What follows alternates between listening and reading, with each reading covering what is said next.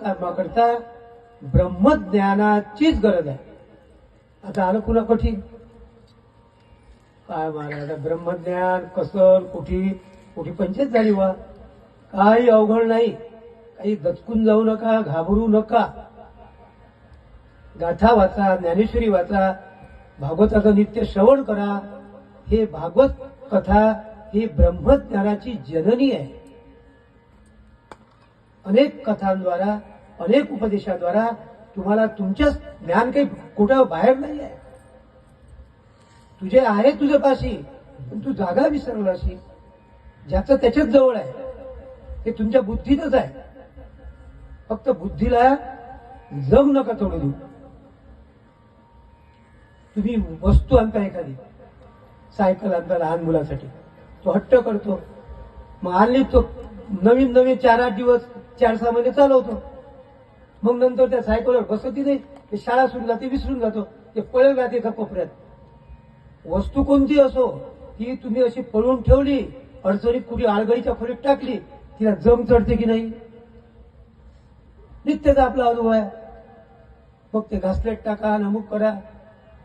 त्याप्रमाणे जर तुम्ही तुमच्या बुद्धीचा सदुपयोग जर नाही केला, त्या बुद्धीवर जम चढतो. मग त्या बुद्धीला काही हे सुचत नाही. कारण ब्रह्मज्ञानाकरता हे कबूल आहे. गुरु तेथे ज्ञान, ज्ञानी आत्मदर्शन, आत्मदर्शने समाधान आधी जैसे.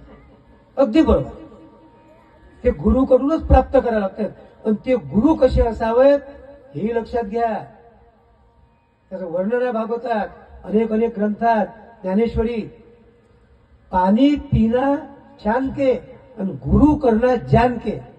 कोणतेही महाराज आले सांगितलं, आले की घाल माळ करा गुरु नाही. आधी ते गुरु, त्या गुरुचे जे काही गुरुले नियम आहे, असं कसं तसे शिष्याला लागतंय नाही. शिष्य कसा असावा त्यालाही नियम, आणि गुरु कसे असावेत त्यालाही नियम आहेत महाराज. ते पारखून घ्यावं. एवढंसं ग्रॅमभर सोनं घेता, ते त्या कसोटीवर घासून सोनं घेत नाही. एवढा मोठा गुरु करावा लागतो. साधारण गोष्ट आहे का गुरु करणं म्हणजे? तो गुरु तुम्हाला, तुमचा जो मानवी जीव आहे, ज्याला तुम्ही जीव म्हणता, तो शिवरूप करून देण्याची सामर्थ्य त्या गुरुमध्ये असावं लागते. तर तो गुरु, नाही तर काय उपयोग. त्याच्याकरता त्या गुरुच्या लक्षणाचा हळूहळू विचार करावा. या साधूचे लक्षण आहेत, गुरूंचे लक्षण आहेत, आणि विशेष करून एकनाथी भागवत त्याच्यामध्ये सविस्तर दिलेला आहे. तेही कधीतरी वाचून पहा, आणि मग पाहावं की हे आपले महाराज, हे गुरु या नियमात बसतात की नाही. प्रथम गोष्ट अशी आहे, ते श्रोत्रिय आणि ब्रह्मनिष्ठ असावे. श्रोत्रिय या शब्दाचा अर्थ आहे सर्व शास्त्र निपुण. सर्व शास्त्र निपुण जरी नसले तरी एखाद्या त्यांचे गुरु, आमचंच आम्ही तुम्हाला सांगतो, तुम्हाला त्यांचा परिचय आहे. आपले जे गुरु माऊली होत्या, ते गुरु माऊली 6 शास्त्र, 18 पुराण, धर्मशास्त्राचे 132 ग्रंथ आहेत. कोणी वाचूही शकत नाही.